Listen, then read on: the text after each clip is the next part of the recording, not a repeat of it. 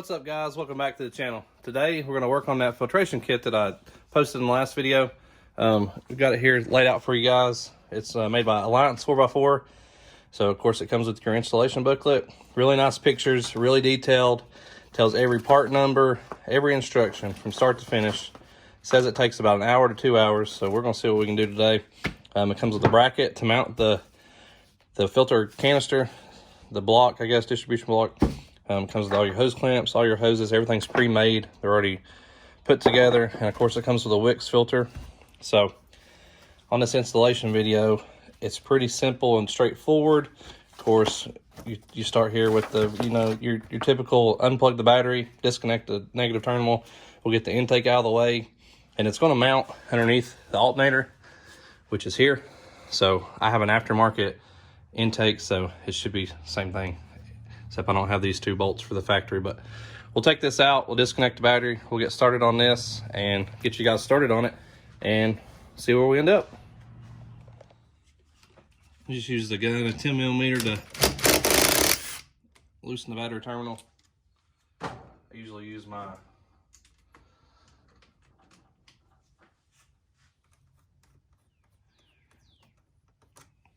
get that off there.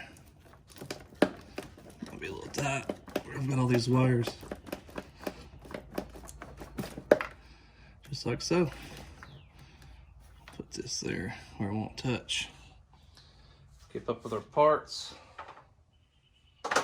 Then we'll head over here to, I think it's an 8mm to take my filter off.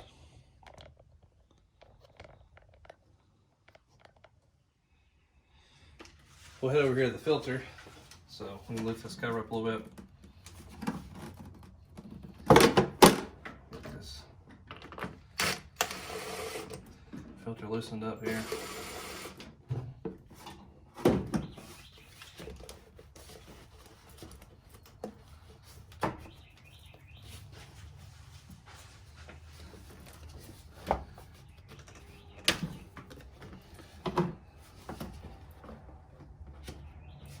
You have a plug here on the bottom of the intake for your temperature, air intake temperature.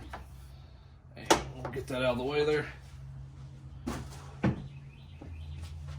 That intake off, you can kind of see in the throttle body there is a little dirty, so we got some carb throttle body cleaner.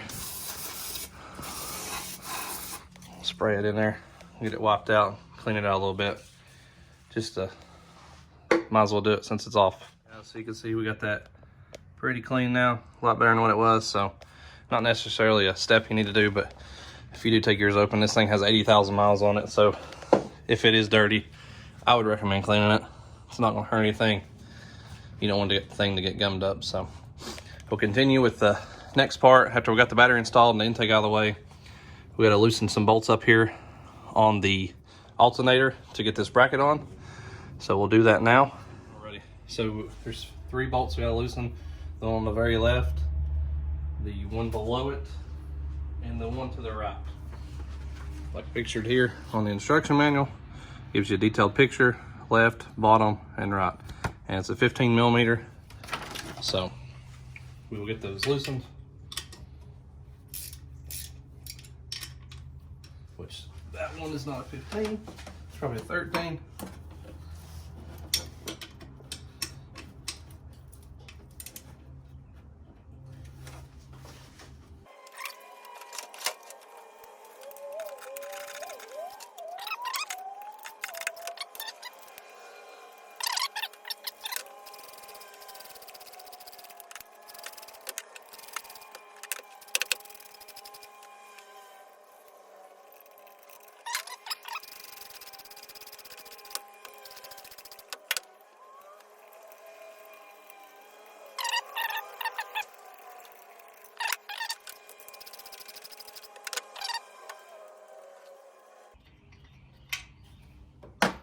Right there.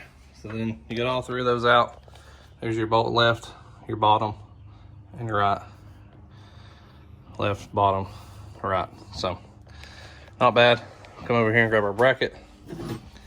This thing is going to sit basically where those 3 holes were, like so. So you can see when it's off and it's on. those 3 holes are gonna go in the same lined up area there. So I'm gonna start with that 13 millimeter. We'll get it lined up. Alrighty guys, so once you get this bottom one out and the one below it's a 13, and then there's one on the right that's a 13. Not this 15 at top, you leave that one there. So the bracket, we'll get it ready. It will place right in here. You wanna make sure that this washer goes behind the mounting bracket, as it says in instructions. And we'll stick those two 13 millimeters in there, and we'll get it all tightened back up for you guys. Alright, so we get our bracket. We'll stick it behind this 15 with the washer. We'll get our 13s. Well, we'll get one of our 13s started. Once it drops one, and we'll just get it hand tight to get started. Then once you find the second one that you drop on the floor, you put it on the left side here.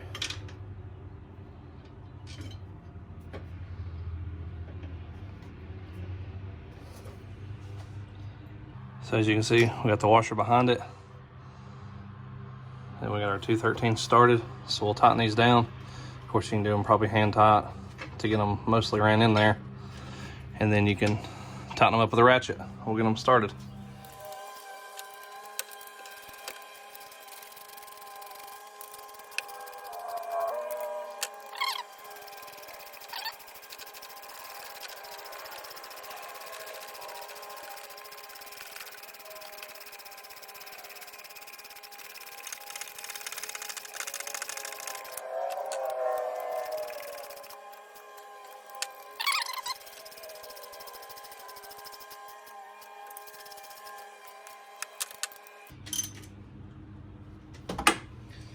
Alrighty guys, so we got that all tightened up, got the bracket in there, so it looks nice and straight.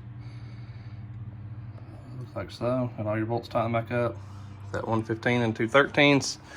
So then now we're ready to add this filtration block on there. Next we're going to cut this upper line. I didn't drain the coolant, as you can tell, but if you keep it close it won't drip too much. So we can get this new hose. It's going to go right in here, so we'll put the hose clamps on it and get that put together. And the next one you'll cut is down here in this elbow, and it'll be the same thing. We'll just cut it where you can get to it to put these lines on. Get this spliced together. We got your hose put in here. Of course, you put a hose clamp on the top and the bottom, which is right here. It's found, and we'll get those tightened up with the 8 millimeter. And then that top hose will be connected and finished.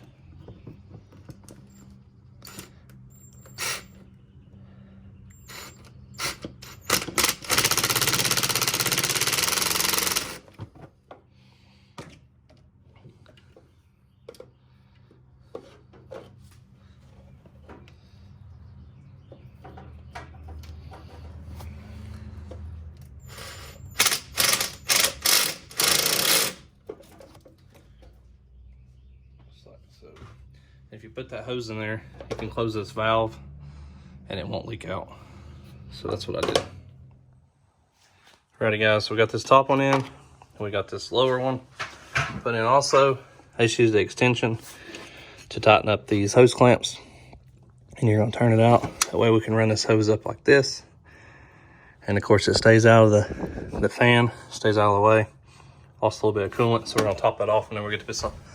When we get this put all back together, so the only thing that's left is we put these two fittings on the filter. We got 2 bolts that hold it to the bracket, and we'll put our filter on. Just take a little bit of coolant, put it around the filter O-ring. We'll make sure it seals good, and we'll get this put on.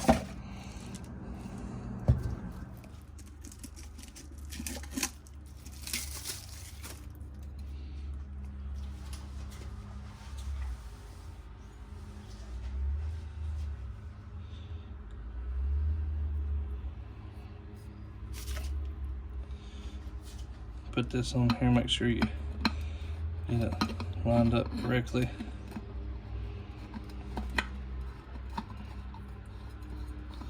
Should spin on freely. Of course, we'll get it pretty tight. You don't want to over tighten it. So we'll snug it up just like that. We got all these tightened down already. So then we'll hook our lower hose to the outside. We'll put our other hose to the end. We'll get this mounted up. I'm gonna go ahead and screw this filter part on.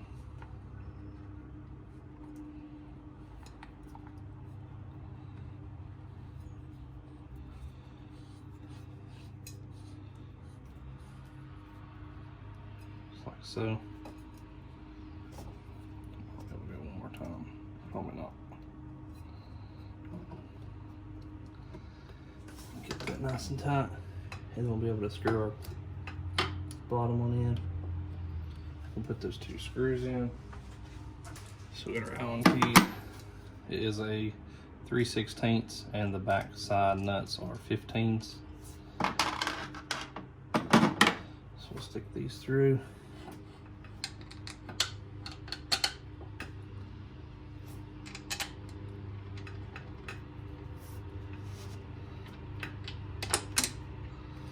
We'll get our nuts put on.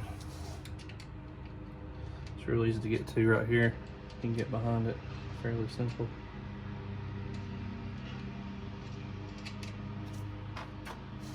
Makes it real easy to get the filter off.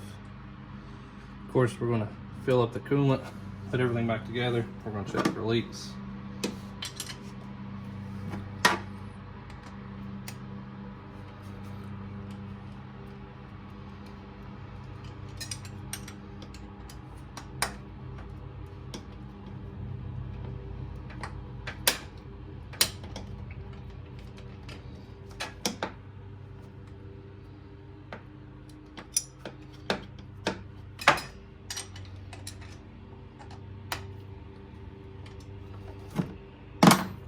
Just like so. Get her tightened down. Then we'll connect that lower hose. Alrighty guys, got everything tightened up. Well, hit the hood latch here. These are all tightened down. We got everything. We're gonna go ahead and turn these valves on. So you want them in line with the hoses. That way you don't want to forget and not have anything circulating when you fill it back up and start the Jeep up. So got this side done. Kind of hard to get down through here. I used the extension on my impact and got everything tightened up. Everything is clean and tight. So now we will just install our intake back on, get it bolted back together, and we'll hook our battery back up. And I'm gonna go get some coolant. I think Mopar and Dodge, they run the pink coolant, so I've got some for my truck. And got a little bit of a mess where we lost some, but we'll fill that up and get everything back up to operating temperature. All right guys, so we got everything buttoned up. We got our Mopar pink antifreeze. It's what Chrysler, Fiat, Ram, Dodge, everybody uses. So we'll fill up our coolant here. Not sure how much it's going to take. I'll fill it up till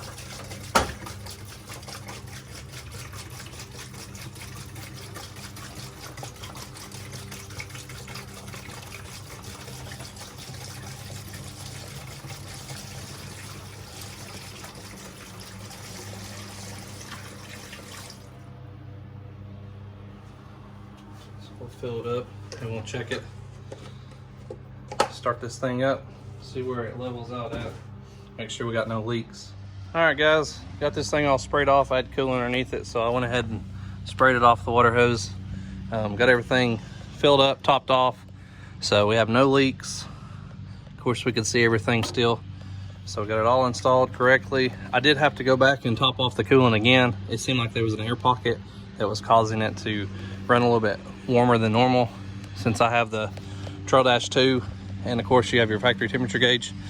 My gauge sits, it usually stays right in the middle there of the cool and hot. So that's where it runs now. Of course, have the air on, but with Trail Dash 2 also has like air temperature gauge, your coolant temperature, transmission temperature, all that. So I can put that on there to monitor that, but as you can tell, it is back to normal. So I went and got gas and drove it a little bit to see if it would help recirculate. So seems like we got everything good. Give you a little shot here of the gauge once it loads. Of course, I'm in a hurry that'll take forever to load, but Here we go.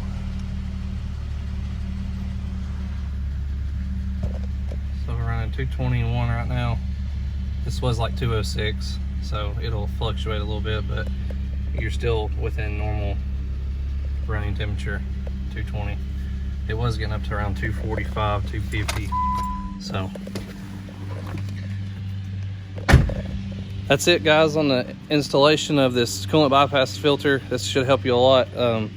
As some of the coolant that poured out of this, you could see it was kind of dirty, so it's I think I put like 1.5 gallons in this, so it's going to help.